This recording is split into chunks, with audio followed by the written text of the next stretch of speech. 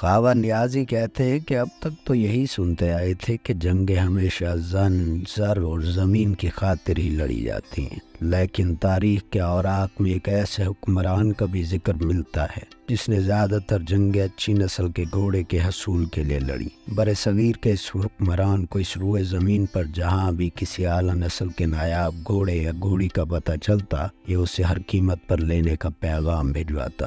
انکار کی صورت میں اس کا لشکر منکر مالک پر حملہ آور ہو کر نہ صرف اپنا مطلوبہ گھوڑا یرغمال بنا کر ساتھ لے جاتا، بلکہ اس کے راستے میں جو بھی رکاوٹ ڈالتا اسے کچلتے ہوئے گزر جاتا۔